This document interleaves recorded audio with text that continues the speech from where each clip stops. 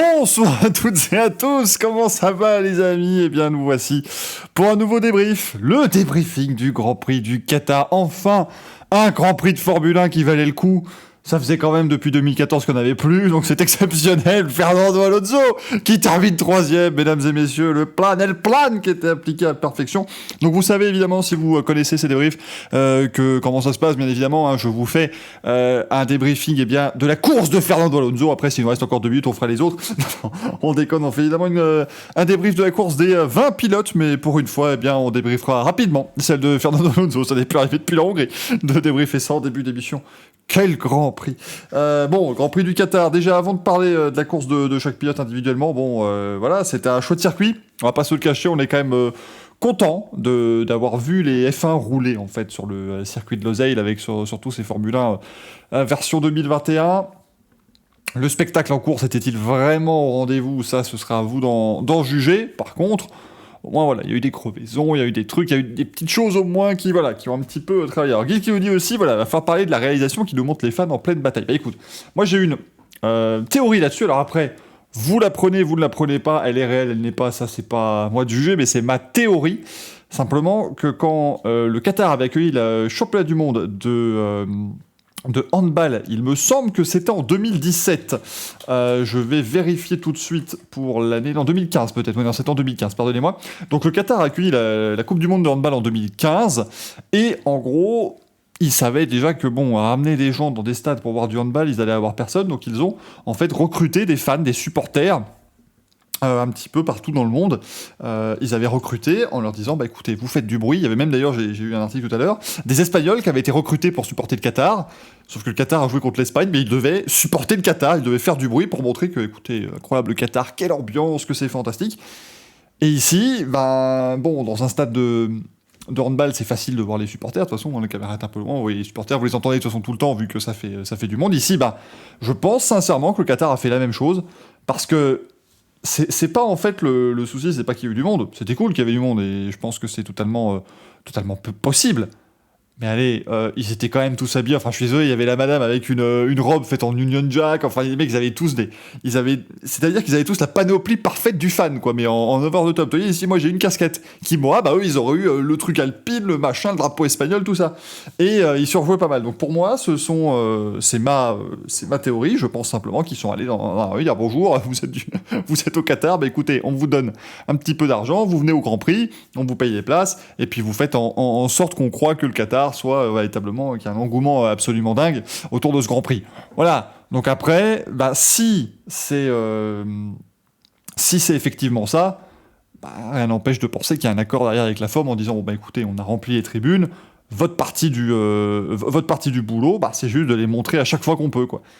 Et les avoir montrés pendant le dépassement de Pérez alors est-ce que c'était sur Ocon, peut-être? Ouais, c'était sur Ocon, si je dis pas de bêtises. Est-ce que c'était vraiment malin? Je suis pas sûr. Non, j'ai pas été appelé. Étonnant. Je pense qu'ils sont restés sur les gens qui étaient déjà au Qatar, malheureusement. Mais non, j'ai pas été appelé. Je suis très déçu parce que la parfaite panoplie du fan. S'il leur fallait des fans qui surjouent et qui ont de la mauvaise foi, j'étais largement disponible, enfin, et pour beaucoup moins cher, certainement. Je suis très déçu de ne pas avoir été appelé. Mais voilà, que voulez-vous? Ça aussi, c'est un petit peu le côté. Écoutez, on va vivre des dernières courses dans les pays du Golfe, et voilà. Pour moi, c'est vraiment ça ici pour le Qatar, parce que on n'a jamais vu ça à Bahreïn, on n'a jamais vu ça à Abu Dhabi, cette espèce de forçage absolu. Donc voilà, pour moi, c'est pas étonnant, et je pense que c'est ça. Après, si ça ne l'est pas, écoutez, bravo aux Qataris qui sont venus en masse et qui ont fait de cet événement un petit succès populaire, mais, et je m'en excuserai si c'est pas le cas, mais je pense sincèrement que c'était clairement cela. Et comme tu dis, Manjox, effectivement, voilà, c'était la promo un peu de la Coupe du Monde de foot, vu qu'il n'y aura pas le Grand Prix l'an prochain, évidemment. Donc voilà, il y avait aussi la Coupe du Monde. Gianni Infantino, le président de la FIFA, qui était là. On avait le Coupe du Monde et le trophée du champion du monde de Formule 1. Étonnant d'ailleurs qu'ils aient sorti le trophée du champion du monde de F1. Je pensais qu'ils allaient mettre au moins le trophée du vainqueur du jour, parce que c'est rare qu'on mette en avant justement le trophée du champion du monde. Mais en tout cas, voilà, c'était plutôt bien fichu. Mais voilà, pour moi, ce n'étaient pas des personnes qui étaient venues simplement par amour de la Formule 1, loin de là, bien entendu. Bon, revenons maintenant sur le Grand Prix. Victoire donc de Lewis Hamilton.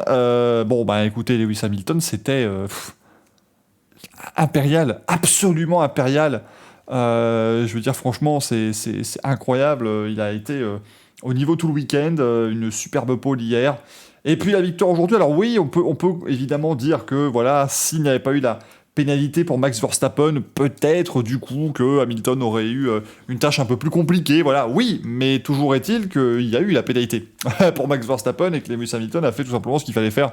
Aujourd'hui, il manque juste le point du meilleur tour pour faire vraiment un week-end parfait, mais ça a été nickel, il n'a pas fait une erreur de tout le week-end, sur un circuit quand même qui est très difficile. On a vu Max Verstappen à l'arrivée être assez fatigué, et ça c'est ce que j'ai beaucoup aimé aussi, c'est Hamilton à la fin de la course qui dit non mais je me sens en forme comme jamais, enfin voilà, il est vraiment, on le sent combatif. On avait eu peur après le Mexique, il a un petit peu baissé les bras, il nous prouve depuis le Brésil et maintenant ici au Qatar que c'est loin d'être le cas, et on va s'orienter vers une fin de saison qui va être à mon avis fantastique. Il ne reste plus que 2 grands prix à vivre dans cette saison 2021 de Formule 1. On va se reposer une petite semaine, pas de grand prix la semaine prochaine, par contre ensuite les 2 dernières courses en Arabie Saoudite et à Abu Dhabi, ce sera en 2 semaines et ça va être assez fantastique, à mon avis, à vivre. Même si, voilà, l'Arabie Saoudite, on attend de voir, bien sûr. Max Verstappen qui fait 2. Max Verstappen qui termine donc deuxième à 25 secondes. Alors, je tiens à m'excuser pour toutes les personnes qui ont regardé sur F1 TV le Grand Prix et qui ont dû supporter malheureusement Gaëtan Vigneron qui est un petit peu perdu avec la voiture de sécurité virtuelle en toute fin de course et qui a hurlé à la mort parce que Verstappen faisait un arrêt. Écoutez, ils l'ont fait parce qu'ils pouvaient se le permettre. Ils se sont dit simplement, si la Virtual Safety Car est assez courte, on s'assure en fait le point du meilleur tour. C'est ce qui a été fait d'ailleurs. Verstappen a eu le point du meilleur tour. Mais par contre, c'est vrai que c'était incroyable. Il était en train de dire mais c'est vous le coup de poker de Red Bull. Il était à 30 secondes, qu'est-ce que tu veux qu'on fasse, moi? Qu'est-ce que tu veux qu'il se passe? On repart dans le dernier tour, il n'y avait aucune chance, évidemment.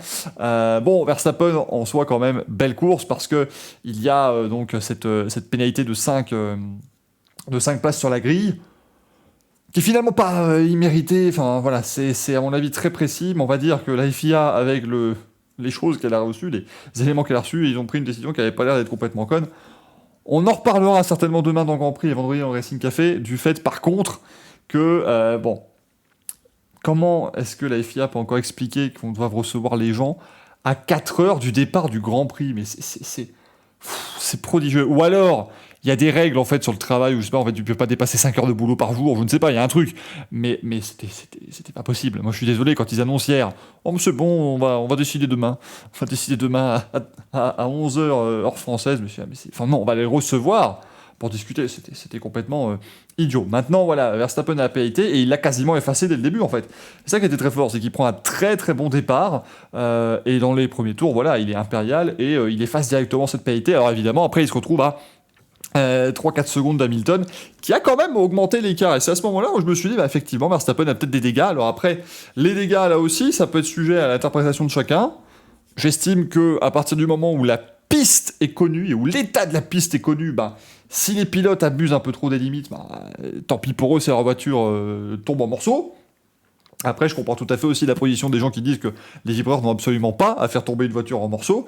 Du coup, je pensais vite que ça allait être perdu. Et puis finalement, deuxième relais, il est resté très proche. Enfin, très proche, en tout cas, il est resté, on va dire, dans un même écart avec Hamilton. Et puis voilà, il a quand même montré des très bonnes aptitudes. Donc, bon, je pense pas quand même qu'il avait de quoi aller chercher Lewis Hamilton aujourd'hui. Hamilton, il a maintenant réduit l'écart, mais Verstappen a limité la casse avec ce point du meilleur tour qui peut être très important. Écoutez, on arrive avec 8 points d'écart à 2 courses de la fin. Franchement, ça va se jouer à pas grand-chose. Ça va vraiment se jouer à pas grand-chose cette saison. En tout cas, on le souhaite. Maintenant que je vous ai dit ça, il ne manquerait plus qu'Hamilton casse un moteur à Jeddah, que Verstappen gagne et il est champion du monde. Mais vu comment la saison part, ça paraît quand même peu probable que ça se passe comme ça. Et on espère que ça ne va pas se passer comme ça. Mais voilà, Verstappen, très beau Grand Prix. Et cette Red Bull était quand même une très belle arme en course. Dommage, il manquait quelque chose en qualif. Ça s'est vu déjà avec le tour de Verstappen hier. Et puis avec Perez aussi, je vous en parle dans quelques instants de Sergio Perez, mais bon, c'est une belle course, mais partir d'aussi loin, c'est sûr que ça n'aide pas, bien évidemment.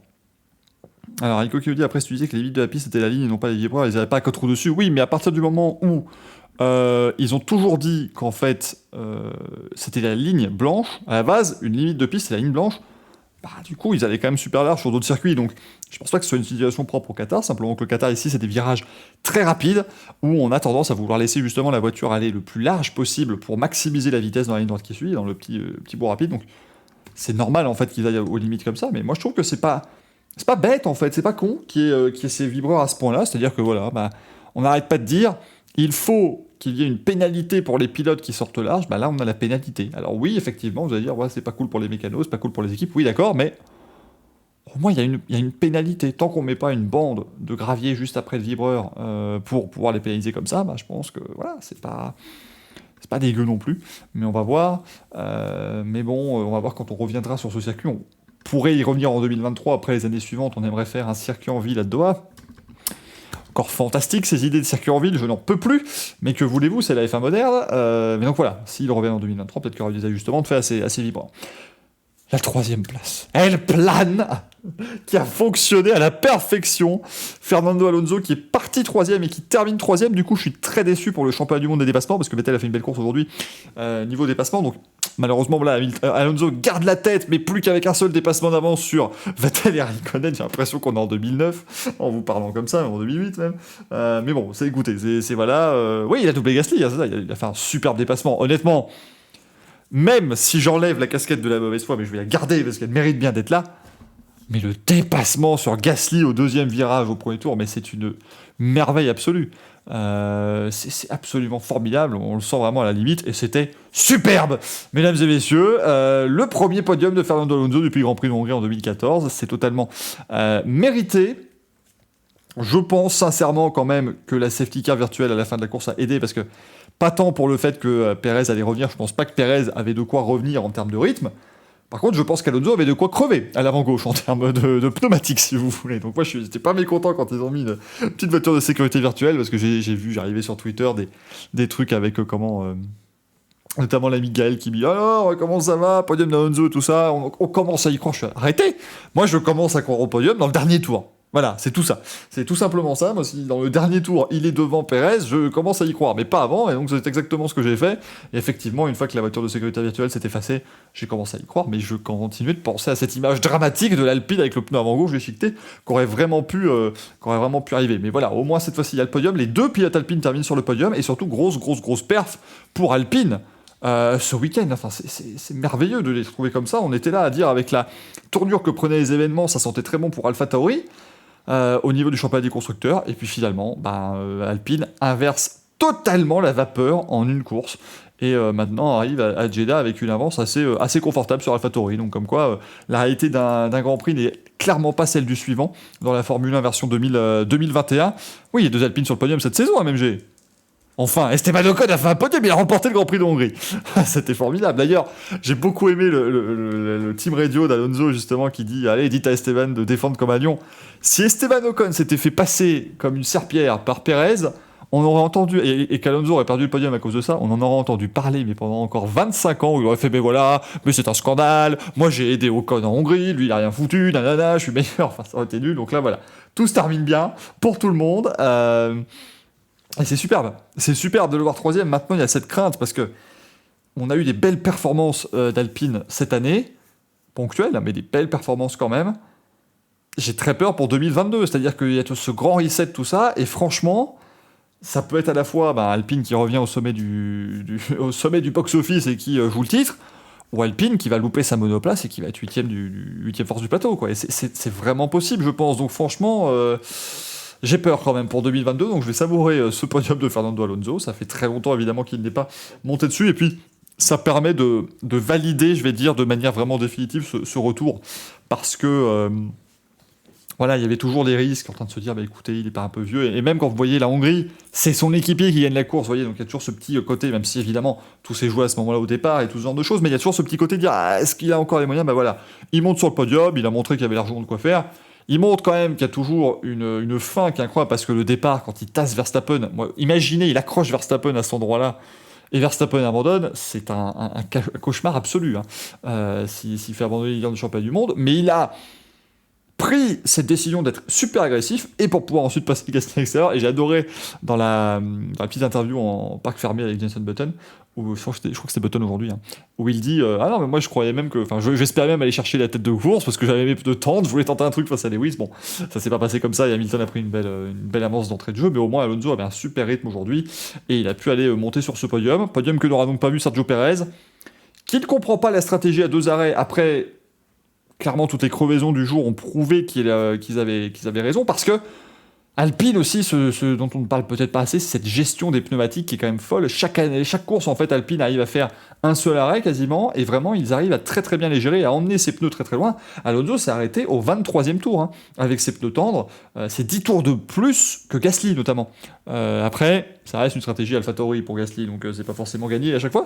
Mais franchement, non, c'est vraiment fort, et ça, ce serait un trait qui serait intéressant de garder sur la voiture de 2022. Après, évidemment, chez Red Bull, si on a bien un pilote qui peut garder ses pneumatiques, bah, c'est forcément Sergio Pérez.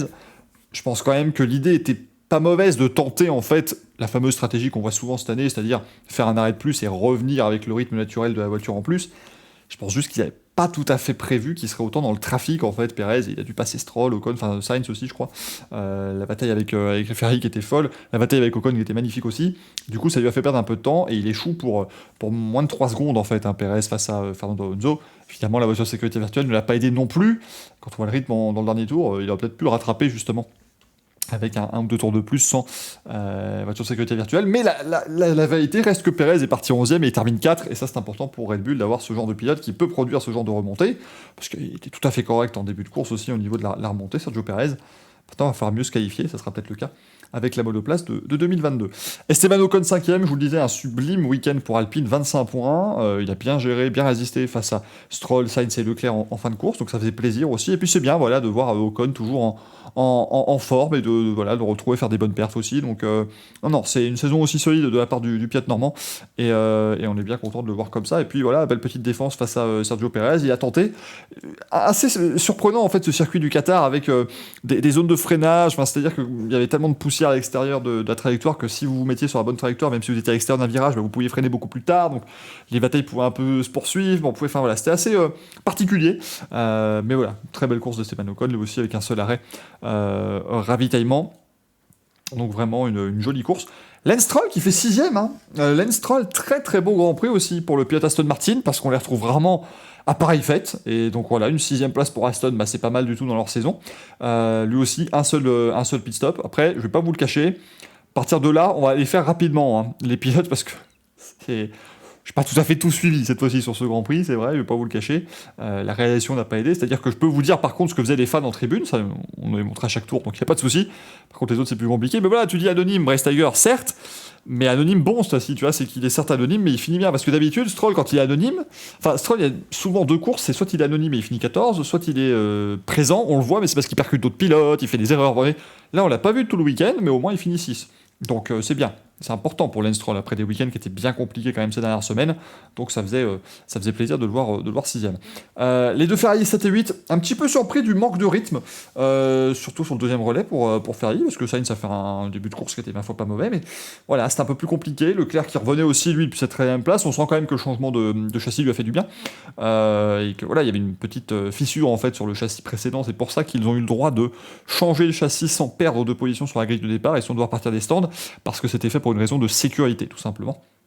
Donc Charles Leclerc a pu partir de la même position sur la grille de départ. Mais donc voilà, 7 et 8 pour Ferrari, ça fait encore des points. C'est important d'aller chercher des points par rapport à McLaren, et encore une fois, ils finissent devant, donc ils prennent des points en plus. Et la troisième place, la lutte pour la troisième place est quasiment fini, c'est pas terminé, on n'est pas à l'abri en fait d'un week-end complètement dingue à Jeddah qui pourrait redistribuer un peu les cartes, mais si week-end normaux il y a pour l'Arabie Saoudite et pour Abu Dhabi, ce sera la troisième place pour Ferrari, je pense, sans trop de problèmes. Ouais, c'était hypothécage avant le premier virage, ouais, mais c'était particulier, j'aimais bien en fait, parce que voilà, il y avait Pérez qui nous faisait des virages, je suis désolé, mais Pérez, dans les premiers tours, à un moment donné, je crois qu'il a quasiment freiné au moment de tourner, hein. Dans le premier virage, c'était fou à quel point il pouvait freiner tard, mais le problème c'est que ça emmenait super large dans la poussière, donc il y avait, je vous dis, le circuit était quand même assez intéressant. Après forcément, on vous l'avait dit, avant ce Grand Prix, à un moment donné, vous mettez que des courbes rapides, on peut pas se suivre en 2021, c'est normal aussi qu'il y ait des soucis, entre guillemets, et qu'il n'y ait pas de possibilité de se suivre très facilement. Ça, fallait pas non plus crier au scandale, et au moment, oh mon Dieu, on n'a pas su ce qui s'est passé. Lando Norris qui termine 9ème, dommage d'avoir dû faire cet arrêt en plus, mais forcément, lui aussi, je pense qu'il devait être limite avec ses pneumatiques. Lando Norris qui avait pourtant un rythme qui était tout à fait correct, hein, au début de course. C'est vrai que c'était un peu étonnant, on a l'impression que McLaren s'était un peu retrouvé, et puis finalement, ils perdent quand même des points sur Ferrari. Encore une fois, toutes mes excuses pour F1 TV avec le pauvre vieil Torvillon qui n'avait pas compris non plus que Norris avait fait son arrêt. Là, Enfin, je veux pas que ce soit des critiques non plus, il fait ce qu'il peut, il est seul dans la cabine, d'accord, mais enfin, il a commenté l'arrêt de Lando Norris, et après, 3 tours plus tard, il me dit ah, il y a une crevaison, Norris, aïe, aïe, aïe. Non, c'est bon, quoi, t'as commenté. Non, il a pas eu de crevaison, Norris. Si, il a crevé en entrant dans les stands ou pas? Parce que. Si tu te bases sur ce qu'a dit F1 TV, non, hein, il a pas eu de crevaison qu'il a relégué si loin. Mais j'ai pas vu de trace de crevaison, moi, sur son arrêt, je vais regarder. Je vais essayer de me remettre la caméra marquée. Mais. Voilà, il fait son deuxième stop, il se retrouve loin dans le classement, parce que c'est vrai qu'un arrêt, ça faisait perdre quand même pas mal sur le Grand Prix. Ah, et juste avant, donc voilà, bon, effectivement, il a peut-être, du coup, été obligé de s'arrêter. Après, ouais, une crevaison lente. Ah, c'est embêtant, ça. Il a mis sur Insta, merci. Merci, Rico. Enfin, après, attention, ça veut pas dire que ce que dit Gaëtan est correct. Lui, il pensait que c'était la crevaison, genre, il y a une crevaison, on l'a pas vu. Non, c'était, voilà, qu'on soit bien d'accord. D'accord, oui, donc ça, c'est dommage, évidemment. Petite crevaison lente, ça, c'est un petit peu embêtant. Donc, ouais, ça l'oblige à faire ce deuxième arrêt. Après, du coup, voilà, bon, on va pas se le cacher, il aurait pas vu l'arrivée, enfin voilà, donc c'est compliqué, hein, bien évidemment. Mais bon, Norris, ça fait que voilà, il aurait pu quand même finir 5ème, il finit 9, ça c'est un petit peu dommage pour McLaren, qui aurait pu faire un peu plus jouer avec Ferrier au niveau des points. Sébastien Vettel qui termine 10ème, bravo. Bravo à Vettel qui se rapproche d'Alonso au championnat du monde des dépassements, ça m'inquiète un petit peu. Hein. Je veux quand même le Crypto.com Trophy pour Alonso, c'est plus important qu'un podium, bien évidemment. Vous le savez, c'est le championnat que tout le monde regarde. Mais voilà, Vettel, bon, ça fait les 2 Aston dans les points, c'est pas arrivé à chaque Grand Prix hein, cette année, très clairement. Pierre Gasly 11ème. Aïe aïe, bon bah là Gasly, il y avait de quoi espérer avec cette deuxième place sur la grille, mais bon, tout est allé de travers en course, il n'y avait pas de rythme sur cette AlphaTauri, il a dû s'arrêter très tôt aussi, hein. Bon, moins tôt que Tsunoda, son équipier certes, mais bon, il a dû s'arrêter très tôt, donc ça l'a pas aidé, puisque si vous arrêtiez tôt, pardon, vous vous retrouviez dans le peloton, et ça devenait compliqué, mais il y avait quand même un manque de rythme. Hein. Sur cette AlphaTauri et ça fait 11 et 13 parce qu'on va aussi mettre Tsunoda qui a fait quelques dépassements, quelques manœuvres en même temps c'est normal qu'il se retrouve à faire des manœuvres puisqu'il s'est retrouvé un peu plus loin puisqu'il s'est arrêté très tôt mais voilà, il n'y avait pas de rythme aujourd'hui sur cette AlphaTauri, ça arrive, je veux dire c'est pas non plus, voilà, il y a 22 courses cette année, et il y a forcément une course, ça va pas forcément très bien marcher, c'est un peu dommage pour eux, ça tombe le jour où Alpine marque 25 points, et sur Canal, il a dit qu'il surchauffait dessus des pneus avant. Oui, bah oui, forcément, tu te retrouves dans les turbulences, donc voilà, ça surchauffe forcément un peu les pneus avant, puisque la voiture sous-vire, donc on doit mettre un peu plus d'angle de braquage, donc ça tourne un peu plus les roues, la gomme chauffe un peu plus par rapport à la piste, et c'est vrai que c'est un peu compliqué. Donc, ouais, ça marchait. En fait, elle était bien pour une qualif, cette AlphaTauri, mais une fois en course, dans l'air libre, ça allait, mais alors dans les turbulences, ça devenait très, très compliqué pour Pierre Gasly qui quand même s'en sort bien hier avec cette crevaison qui indirectement lui offre cette première ligne, puisque c'est son drapeau jaune qui a causé les différentes pénalités sur la grille. Entre les deux AlphaTauri, on a Daniel Ricciardo qui, encore une fois, n'était pas là. Hein, je veux dire, c'est pas surprenant cette saison, malheureusement, pour Daniel Ricciardo. Il est temps que ça se termine, même s'il a gagné un Grand Prix. Mais il est vraiment temps que ça se termine pour Daniel Ricciardo. Donc Tsunoda 13ème, voilà, bon, il a fait ce qu'il a pu, mais aussi, lui, c'était pas simple. Je pense qu'il a dû souffrir, à mon avis, des mêmes mots que Pierre Gasly sur sa voiture. Les Alfa Romeo qui vont 14 et 15, oui, sur leur place, hein, finalement. Raikkonen et Giovinazzi. Bon, Raikkonen, au moins, il a pu dépasser des gens et se mettre à la 3ème place du classement crypto.com des dépassements, c'est magnifique. Sinon, voilà, hein, c'était... Aujourd'hui, quand même, ce week-end, l'arrière du peloton était assez clair, quand même. Entre Alpha, Haas et Williams, je pense qu'il y avait quand même un véritable écart par rapport aux voitures de devant pour ces pilotes-là, donc ils ne pouvaient pas faire grand-chose. Pareil, Schumacher 16ème, Mazepin 18, avec Russell entre les deux. Russell, dommage, hein, bien sûr, cette crevaison aussi. Les deux Williams qui ont été victimes d'ailleurs de crevaison. Bon, Schumacher, Mazepin, voilà, ils ont fait ce qu'ils ont pu aussi. Schumacher, c'était chaud quand même cette erreur qu'il a faite dans les derniers tours, où il est sorti très très large, et il est revenu juste devant Alonso d'ailleurs en piste. Il a échappé belle, hein, parce qu'il pouvait vraiment finir dans les graviers ou contre le... le mur, je suis pas sûr, cela dit, parce que les graviers, il y avait encore 300 mètres à peu près de gravier, hein, c'est ça qui est bien avec ce circuit, c'est que pour aller taper un mur, il faut aller très très très très loin. Mais bon voilà, c'était un Grand Prix pour Haas, ma foi, qui était compliqué. J'ai bien aimé Mazepin, qui avait un mot sympa pour l'équipe aussi, après toutes les péripéties qu'il a eu ce week-end, c'était cool de le voir comme ça, réagir un peu comme un pilote doit le faire justement, donc c'était assez sympa. Les abandons, Nicolas Latifi, bon lui hein, sur crevaison, et Valtteri Bottas sur dégâts consécutifs à crevaison. C'est vrai que c'est dommage parce que Bottas, j'aime beaucoup, vous savez, on aime beaucoup le titiller sur cette chaîne et le taquiner un peu. Il a été quand même médiocre sur le départ, faut être honnête, il a été catastrophique, son envol est mauvais, son premier tour est mauvais, enfin tout est mauvais. Et là, contrairement à d'habitude, ce qui est quand même formidable, eh ben il est remonté un peu, Valtteri Bottas. Il a quand même réussi à suivre un peu, à remonter, à dépasser des pilotes, machin, et il se retrouvait dans la lutte pour le podium.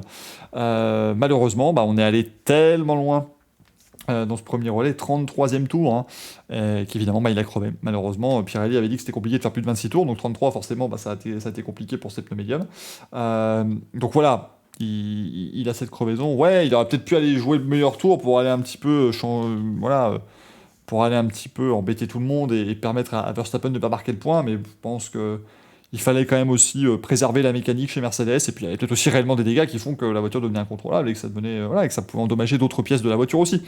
Donc c'est dommage, mais c'est con parce que Bottas, pour une fois, il faisait une belle perf et il se retrouve malheureusement avec cette crevaison qui n'est pas de son fait, qui est simplement que l'équipe a voulu pousser tellement loin son premier relais que ça a lâché. Mais voilà, c'est bien dommage pour Valtteri Bottas au championnat du monde des pilotes. Donc Max Verstappen maintenant en tête avec 8 points d'avance sur Lewis Hamilton. Bottas est 3ème devant Perez et Norris. Alors Xohan, explique-nous comment la voiture... Oui, non, mais moi je ne comprends pas, honnêtement, le truc avec Latifi. La voiture de sécurité virtuelle sort parce que les commissaires de piste vont autour de la voiture. Donc dès qu'on met un commissaire de piste maintenant, on met une voiture de sécurité virtuelle pour qu'il puisse travailler tranquillement. Ça, il n'y a pas de souci. Pourquoi avoir mis des commissaires de piste à ce moment-là? Je veux dire, on la laisse quasiment 2 tours, cette voiture, tranquillement. Si quelqu'un perdait le contrôle, d'accord, oui, bon, mais encore une fois, je préfère taper une voiture que... Enfin voilà, je veux dire, si même si une voiture perd le contrôle, elle tape une voiture vide. C'est pas non plus grave, quoi, ça va, les voitures sont faites pour ça. Donc, ils auraient pu laisser la voiture là, jusqu'au bout, je pense. Ils ont voulu la bouger, voilà, c'est à leur honneur pour essayer d'avoir justement un côté sécuritaire, histoire de dire, vous avez vu, cette station avait fait des trucs pour la sécurité, mais le problème, c'est qu'encore une fois, c'est la F1 sous Michael Masi, il y a une attente qui est inutile, qui n'est pas compréhensible, clairement, et cette attente, toujours, c'est insupportable. C'est vraiment... je sais pas. À trop attendre, je sais pas ce qu'ils attendent en fait. C'est pas à quoi ils s'attendent. Mais bon, que voulez-vous, c'est comme ça. Mais si vous venez sur ces débriefs pour que je vous explique les errements de la direction de course, c'est pas le bon endroit parce que je ne comprends rien à la manière dont c'est géré, notamment par Michael Masi. Donc voilà, c'est assez compliqué. Oui, bien sûr, sur des F1 chargés électriquement, bien sûr, mais encore une fois, les commissaires de piste sont censés avoir des gants prévus pour éviter l'électrocution, tu vois. Donc, je veux dire, voilà. Et si LMG on dit c'est dangereux, dans ce cas-là, tu laisses la voiture. Mais qu'il y a autant d'attente. À un moment donné, la voiture s'arrête, normalement, le premier truc qui se passe, le commissaire de piste radio à la direction de course, dire écoutez, voilà, il vient de s'arrêter, machin, est-ce qu'on peut intervenir? Il y a machin, toute une procédure qui va se mettre en place. À un moment, la réponse, c'est intervenez ou n'intervenez pas. Mais pas juste n'intervenez pas et ceci et cela. Je comprends pas. Je ne parlais pas des commissaires de piste, mais des pilotes. Quel est le... Attends, est-ce que j'ai raté un message précédent à MMG du coup? Peut-être. Je vois pas, parce que là, les pilotes, du coup, oui, ils sautent de la voiture. C'est pour ça qu'on les voit sauter de la voiture et non plus sortir et descendre de l'auto maintenant. Ça cause justement de ces risques d'électrocution. Ah oui, c'est un autre la tape. C'est un autre la tape. Mais le pilote, il est isolé dans la voiture, justement, ça va. Sinon, à chaque fois qu'il y a des contacts, il y aurait des électrocutions et ce serait dramatique, la F1. Mais personne n'empruntait de longue lap. C'est vrai qu'il était là, il était tout beau, mais bon, il n'a pas été très utile. Il devait être surtout très poussiéreux. Donc ça aurait été compliqué, bien sûr. Donc je vous disais, le championnat des pilotes, donc avec Verstappen, Hamilton, Bottas, Perez, Norris, Leclerc est 6ème devant Sainz, Ricciardo 8ème devant Gasly et Fernando Alonso, merveilleux 10ème, bien sûr. Au niveau du championnat des constructeurs, il y a 5 points d'écart. Oui, forcément, Red Bull a remonté maintenant. 5 points d'écart entre Mercedes et Red Bull, ça va encore se jouer dans les prochaines courses, bien sûr. Ferrari en 3ème position avec maintenant 39 points et demi d'avance. Là, ça commence à faire beaucoup. 39 points et demi d'avance donc pour Ferrari sur McLaren. C'est pas complètement fini, mais pas loin. Alpine, 5ème maintenant, qui possède 25 points d'avance sur AlphaTauri, désormais. Nolag, on ne saura jamais ce qui s'est passé avec Alonso à Barcelone en 2015. Vraiment jamais. C'est un truc incroyable. Et puis Aston Martin, donc 77 points en 7ème place, devant Williams avec 23 points, Alfa Romeo avec 11 points et As avec 0. Ça, c'est quelque chose qui devrait rester tout à fait correct, bien sûr. Prochain rendez-vous, du coup, c'est dans 2 semaines, le Grand Prix d'Arabie Saoudite. Ce sera à 18h30 le Grand Prix. Donc nous, on se retrouvera vers 20h30 pour le débriefing de cette avant-dernière course de la saison.